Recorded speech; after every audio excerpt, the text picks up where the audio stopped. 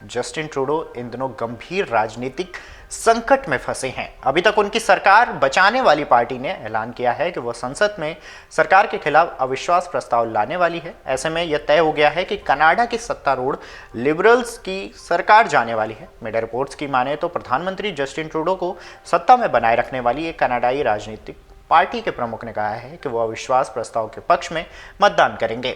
ऐसे में यह तय हो गया है कि जस्टिन ट्रूडो के नेतृत्व वाली सरकार अब चंद दिनों की मेहमान है। नए साल की शुरुआत में लिबरल्स कनाडा की सत्ता से हटा दिया जाएगा।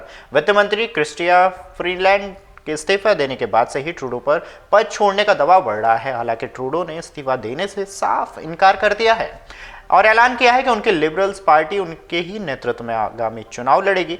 अब बड़ा सवाल यह है कि अगर ट्रूडो इस्तीफा देते हैं तो आगे क्या होगा। ऐसे में एक सवाल और भी है कि तो लिबरल प्रधानमंत्री के रूप में कार्यभार संभालने के लिए एक अंतरिम नेता का नाम भी तय करना होगा, जबकि पार्टी एक विशेष नेतृत्व सम्मेलन आयोजित करेगी। पार्टी के लिए चुनौती यह है कि इन सम्मेलनों को आयोजित करने में आमतौर पर महीनों लग जाते हैं और अगर उससे पहले चुनाव हो जाते हैं तो लिबरल्स ऐसे प्रधानमंत्री के हाथ में होंगे जिन्हें सदस्यों द्वारा नहीं चुना जाएगा। कनाडा में ऐसा कभी नहीं हुआ है। लिबरल पार्टी सामान्य से कम समय के लिए सम्मेलन चलाने की कोशिश कर सकती है, लेकिन इससे उन उम्मीदवारों की ओर से विरोध प्रदर्शन भी देखने को मिल सकता है जिन्हें लगता है कि इससे उन्हें नुकसान होगा। फ्रीलैंड को स्थायी आधार पर प्रधानमंत्री के रूप में नामित करने का कोई तरीका नहीं है, क्योंकि परंपरा यह तय करती है कि अंतरिम नेता पार्टी का नेतृत्व करने के लिए उम्मीदवार के रूप में चुनाव नहीं लड़ता है।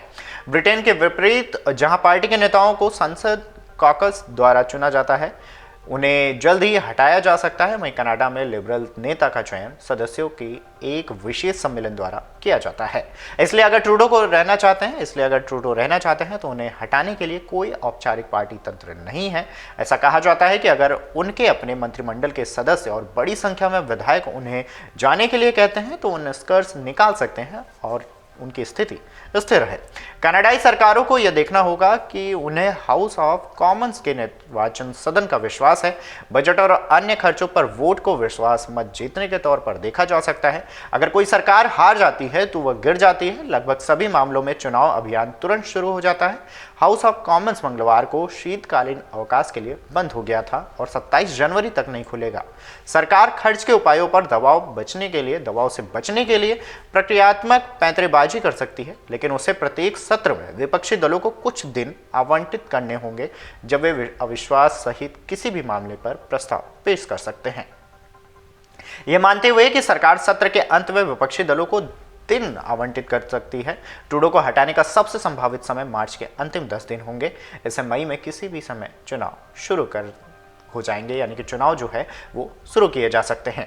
कनाडा में अंतरिम संवैधानिक शक्ति गवर्नर जनरल मैरी साइमन के पास है, जो राज्य के प्रमुख किंग चार्ल्स की निजी प्रतिनिधि हैं।